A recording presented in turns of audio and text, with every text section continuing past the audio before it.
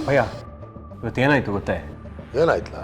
ಬೀದಿನಾಗ ನಡ್ಕೊಂಡು ಹೋಯ್ತಾ ಇದ್ರೆ ಯಾವುದೋ ಒಂದು ಹೆಂಗ್ಸ್ ಬಂದು ನೀನು ನನ್ನ ಮಗ ಕಣಪ್ಪ ಶಂಕರ ಅಂತ ನಾನು ಹಿಡ್ಕೊಂಬಿಡೋದ. ಏನು? ಆ ಭೈರಾದೇವಿ ಬಂದು ಹಿಡ್ಕೊಂಡ್ಲ?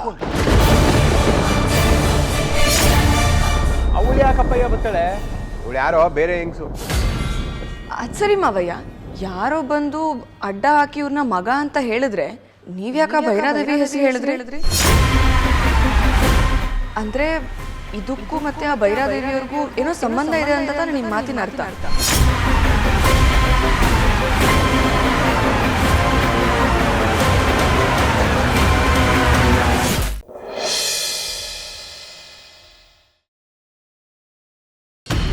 ನನ್ನ ವಿಜಿಲೆನ್ಸ್ ಡಿಪಾರ್ಟ್ಮೆಂಟ್ ಅವರು ಇಲ್ಲಿಗೆ ಬರಕ್ಕೆ ಹೇಳಿದ್ರು ಸರ್. ಯಾಕೆ ಸರ್ ನನ್ನ ಐಟಮ್ಸ್ ಎಲ್ಲ ಕೊಡ್ತೀನಿ ಅಂತ ಹೇಳಿದ್ದಾರೆ ಸರ್. 4 ಜನ ನನ್ನ ಶೋರೂಮಿಗೆ ಬಂದು 4 lakhs ವರ್ತು ಐಟಮ್ಸ್ ತಗೊಂಡ್ರು ಸರ್. ಅವರು ಇದೇ ತರ 5-6 ಶಾಪಲ್ಲಿ ದುಡ್ಡನ್ನ ದೇಪ್ಕೊಂಡು ಹೋಗಿದ್ದಾರೆ.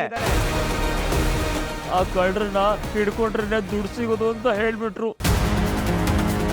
ಆ ಮೀನು ಬೇಡ ಅಂತ ಬಿಚ್ಕೊಟ್ಟು ಹೊಡೆಯ ಮಾತ್ರ ನನ್ನ ಹತ್ರ ಇರೋದು.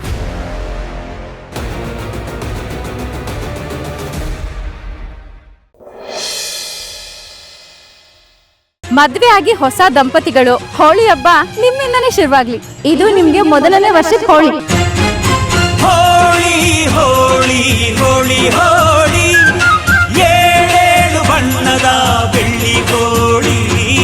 ಹೋಳಿ ಹೋಳಿ ಹೋಳಿ ಹೋಳಿ ರಾಗ ರಂಗಿನ ರಂಗು ರಂಗೋಲಿ.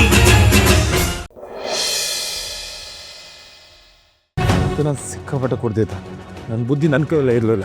ಏನು ನಡೀತಾ ಇತ್ತು ನಿನ್ನ ಮನಸ್ಸಲ್ಲಿ? ಅದು ಯಾವ ಕೆಟ್ಟ ಯೋಚನೆ ಹಿಡ್ಕೊಂಡು ನನ್ನ ಕುತ್ತಿಗೆಗೆ ತಾಳಿ ಕಟ್ತಾರೆ. ನಮ್ಗೆ ಆ ಯೋಚನೆ ಏನು ಮಾಡಿಲ್ಲ. ಸರಿ ಬಾ, ನೀನು ಕಟ್ಟಿರೋ ತಾಳಿನ ನೀನು ಕಿತ್ತಾಕ್ಬಿಡು.